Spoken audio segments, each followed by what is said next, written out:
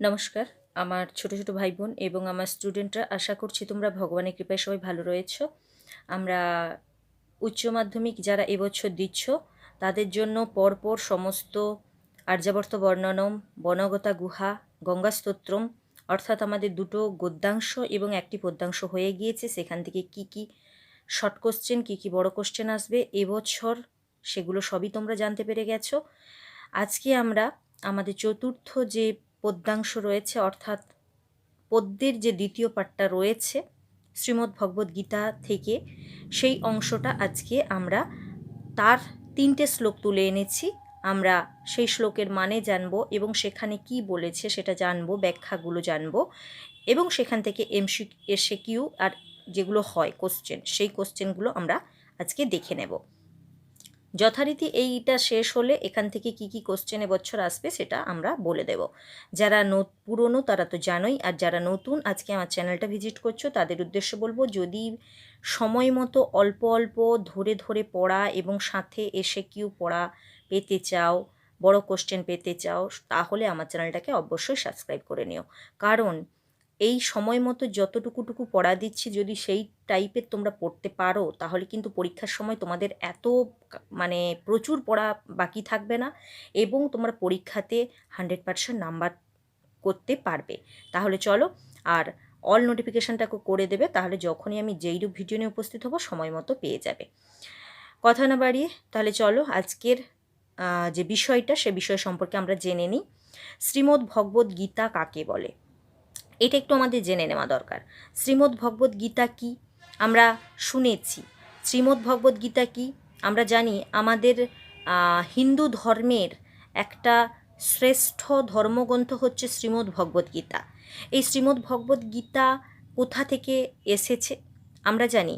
মহাভারতের ভীষ্ম পর্বের, মহাভারতের একটা পর্ব রয়েছে 18টা অধ্যায়ের মধ্যে একটা অধ্যায় ভীষ্ম পর্ব। সেই মহাভারতের ভীষ্ম পর্বের অন্তর্গত 25 থেকে 42তম অধ্যায়, ভীষ্ম পর্বের 25 থেকে 42তম অধ্যায়ই হচ্ছে শ্রীমদ্ ভগবদ্ গীতা নামে পরিচিত।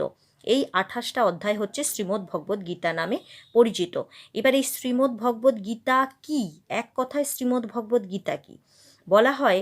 আমাদের মহাভারতের কুরুক্ষেত্রের যুদ্ধে যখন আমাদের অর্জুন, তৃতীয় পাণ্ডব অর্জুন যখন বিমূঢ় হয়ে পড়েছিল, যখন দেখেছিল তার পারিপার্শ্বিক পরের যার সঙ্গে যুদ্ধ করবে বিপক্ষে সে কে না তাঁরই সমস্ত আত্মীয় স্বজন, এটা দেখে তিনি যখন যুদ্ধ থেকে মুখ ফিরিয়ে নেন এবং তিনি ভাবেন আমি যুদ্ধ করব না, সেই অবস্থাতে শ্রীকৃষ্ণ তাকে কিছু উপদেশ দিয়েছিলেন এবং সেই উপদেশ বাণী হচ্ছে শ্রীমদ্ ভগবদ্ গীতা নামে পরিচিত। তাহলে এক কথায় বললে কি বলা যায়, শ্রীকৃষ্ণের মুখ নিঃসৃত বাণী হচ্ছে শ্রীমদ্ ভগবদ্ গীতা। তাহলে শ্রীকৃষ্ণের মুখ নিঃসৃত বাণী হচ্ছে শ্রীমদ্ ভগবদ্ গীতা। এই শ্রীমদ্ ভগবদ্ গীতার কটা অধ্যায় রয়েছে? 18টা অধ্যায় রয়েছে। এখানে যোগ কটা রয়েছে? এখানে 3টে যোগ রয়েছে, জ্ঞানযোগ, ভক্তিযোগ এবং কর্মযোগ।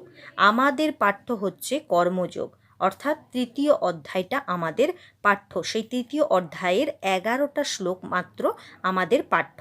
সেই শ্লোকে কি কি রয়েছে সেখান থেকে আমরা 3টে শ্লোক তুলে এনেছি, সেটা দেখব।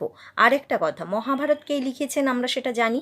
মহাভারত কে লিখেছেন? কৃষ্ণদ্বৈপায়ন বেদব্যাস, মানে বেদব্যাস লিখেছেন কি মহাভারত। তাহলে যেহেতু কৃষ্ণদ্বৈপায়ন বেদব্যাস লিখেছেন মহাভারত, তাহলে শ্রীমদ্ ভগবদ্ গীতার যে কবি তিনি কে না আমাদের হচ্ছে কৃষ্ণদ্বৈপায়ন বেদব্যাস। তাহলে লেখক কে না কৃষ্ণদ্বৈপায়ন বেদব্যাস। চলো এখন তাহলে আমরা প্রথম যে আমাদের শ্লোক রয়েছে সেই প্রথম শ্লোকে কি বলেছে সেখানে আমরা চলে যাই। ন কর্মনাম অনারম্ভ্য নৈষ্কর্ম পুরুষ অশ্নুতে ন চ সন্ন্যাসনাদেব সিদ্ধিং সমধি গচ্ছতে। ন কর্মনাম আরম্ভ, যদি কর্ম আরম্ভ না করে, ন মানে না, কর্ম আরম্ভ না করে নৈষ্কর্ম পুরুষ অশ্নুতে, কোনো পুরুষ, অশ্নুতে মানে কথিত হয় না। কী রূপে কথিত হয় না? না নৈষ্কর্ম, জ্ঞান লাভ করতে পারে না।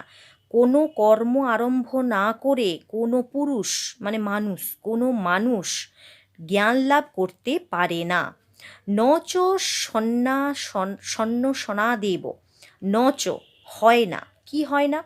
সন্ন্যাসনাদেব, যদি সন্ন্যাস গ্রহণ করে, যদি কেউ যদি সন্ন্যাস গ্রহণ করে তাহলেও কিন্তু সিদ্ধি লাভ করতে পারে না।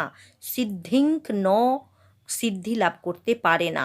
সমধি গচ্ছতি, সিদ্ধি লাভ করতে পারে না।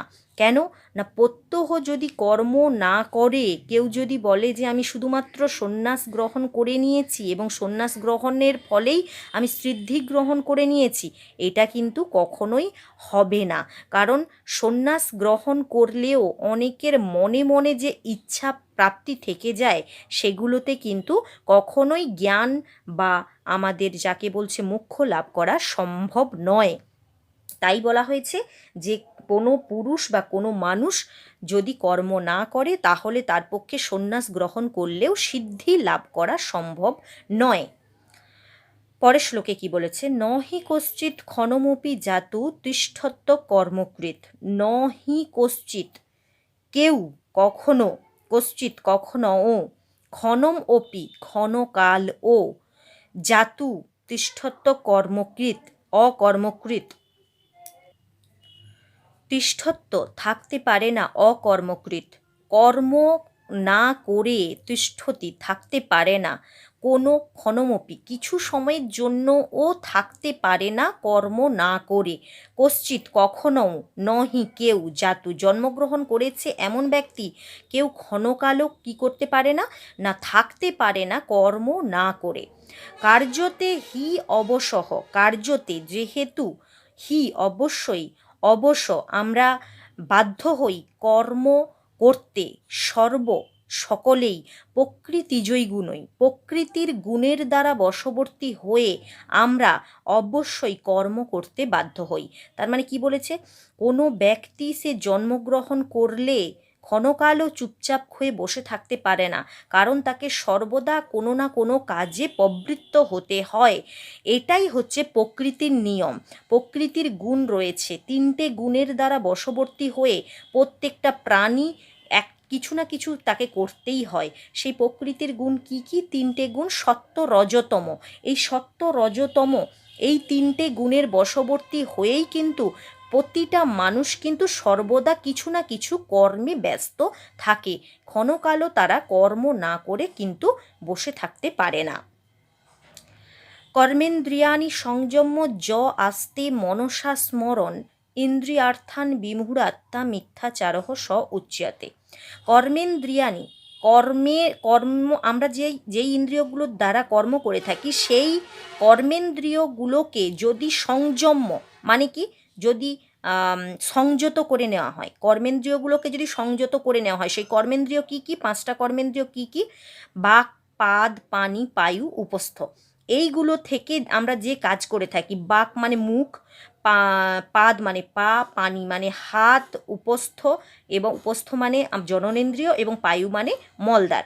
এইগুলো দিয়ে আমরা যে সমস্ত কাজ করে থাকি, সেই কাজগুলোকে যদি সংযত করে নেওয়া হয়, যদি সেই কাজগুলোকে সংযত করে নিয়ে কেউ ভাবে যে আমি আস্তে, সে যদি ভাবে মনসা স্মরণ, মনে মনে কি স্মরণ করবে? ইন্দ্রিয়ার্থান, মনে মনে সে সমস্ত ইন্দ্রিয়ের যে সমস্ত বিষয়, সেই বিষয়গুলোকে যদি মনে মনে স্মরণ করে থাকে, সে যদি বাইরের যে কর্মেন্দ্রিয় রয়েছে সেগুলোকে সংযত করে, সে যদি তার যে অন্তরিন্দ্রিয় রয়েছে, যে কর্মেন্দ্রিয় বাদে যে জ্ঞানেন্দ্রিয় রয়েছে, চক্ষু, কর্ণ, নাসিকা, জিহ্বা, ত্বক, সেগুলো দিয়ে কেউ যদি মনে মনে মনসা স্মরণ, মনে মনে যদি বিভিন্ন কাজ স্মরণ করে, তাহলে সেই ব্যক্তি উচ্চতে, সেই ব্যক্তি কথিত হয়। কি রূপে কথিত হয়? বিমূঢ়াত্মা মিথ্যাচার, সেই মূর্খ ব্যক্তি, তাকে বলা হয় মূর্খ ব্যক্তি, এবং মিথ্যাচারী মানে পাপাচারী, সেই ব্যক্তিকে মূর্খ এবং পাপাচারী বলা হয়। এই লাইনটার মধ্যে কি বলতে চেয়েছে? আমরা যদি আমাদের শারীরিক কাজকর্ম যদি বন্ধ করে দিই, কর্মেন্দ্রিয় সংযত করার পরে আমরা যদি মনে মনে চক্ষু কর্ণ নাসিকা জিহ্বা ত্বক যে আমাদের কর্মেন্দ্রিয় জ্ঞানেন্দ্রিয় রয়েছে তার দ্বারা আমি যদি মনে মনে বলি কোনো কিছু স্মরণ করতে থাকি, এমন কিছু কিছু বিষয় রয়েছে যেই বিষয়গুলোকে আমরা কিন্তু সামাজিক কারণবশত লোকমুখের ভয়ে লোকের মানে চক্ষু লজ্জার জন্য আমরা কিন্তু সামনে থেকে করতে পারি না, সেগুলোকে কিন্তু আমরা মনে মনে গ্রহণ করে থাকি। সেই বিষয়গুলো যদি আমি মনে মনে গ্রহণ করছি অথচ কর্মেন্দ্রিয়গুলোকে সংযত করে ফেলেছি, তাহলেও কিন্তু সেই ব্যক্তি কি হবে, বিমূঢ়াত্মা এবং মিথ্যাচার রূপে কথিত হবে, মূঢ় ব্যক্তি এবং মিথ্যাচার বলে কথিত হবে। কারণ সে কর্মেন্দ্রিয়কে সংযত করলেও সে মন থেকে জ্ঞানেন্দ্রিয়র দ্বারা সমস্ত বিষয়কে আস্বাদন করছে, তাই তাকে বিমূঢ়াত্মা বলা হবে। এই তিনটে শ্লোক আজকে আমরা দেখলাম।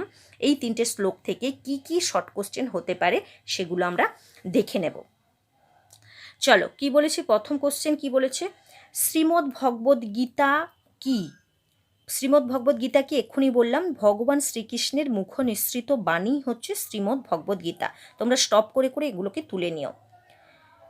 শ্রীমদ্ ভগবদ্ গীতায় মোট কয়টি অধ্যায় রয়েছে? 18টি অধ্যায় রয়েছে। গীতায় কয়টি যোগ আলোচিত হয়েছে? 3টি যোগ আলোচিত হয়েছে, কর্মযোগ, জ্ঞানযোগ এবং ভক্তিযোগ, এক্ষুনি আমি বলেছি। গীতায় মোট কয়টি শ্লোক আছে? 700টি শ্লোক রয়েছে। গীতায় উপদেশ কে কার উদ্দেশ্য করেছেন? একটু আগেই বললাম, গীতার উপদেশ কে কার উদ্দেশ্যে বলেছেন?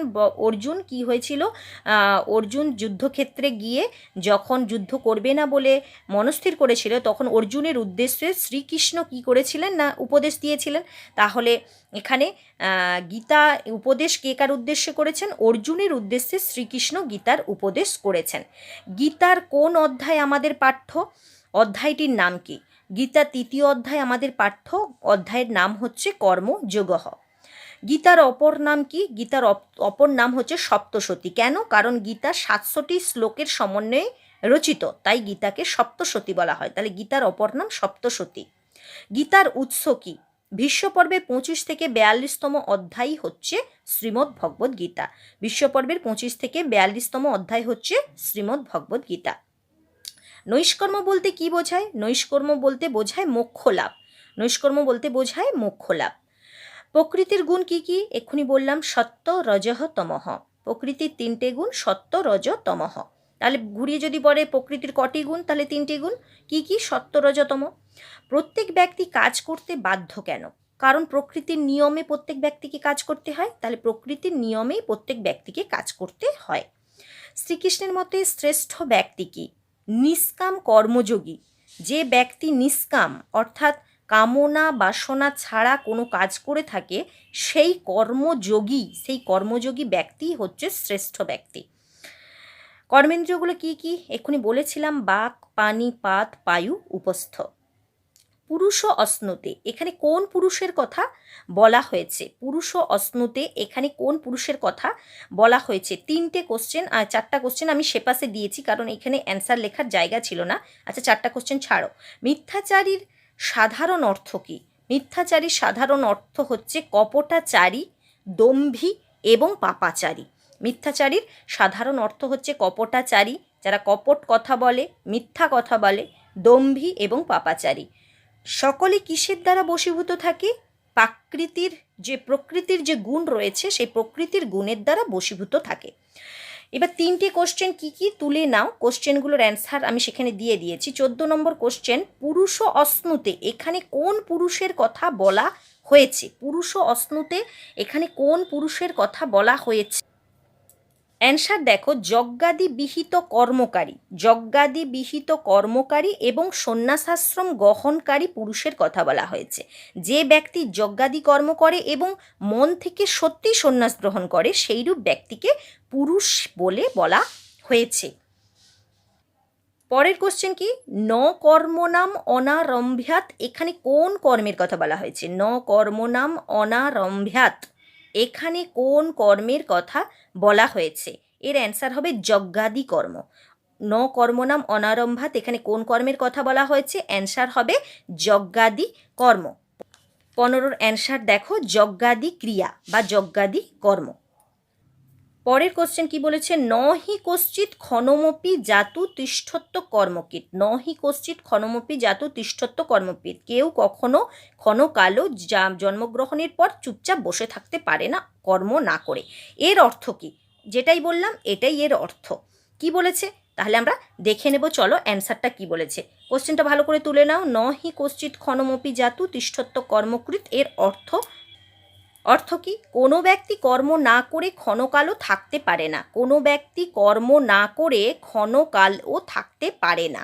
কোনো ব্যক্তি কর্ম না করে ক্ষণকালও থাকতে পারে না। 17 কোশ্চেনটা কি বলেছে দেখে নেব চলো। 17 কোশ্চেন কি বলেছে, বিমূঢ়াত্মা মিথ্যাচারও বলতে কি বোঝো? বিমূঢ়াত্মা মিথ্যাচারও বলতে কি বোঝো? বিমূঢ়াত্মা মিথ্যাচারও বলতে ওই যে বলা হয়েছে বিমূঢ়াত্মা যে মূঢ় ব্যক্তি, কি বলছে?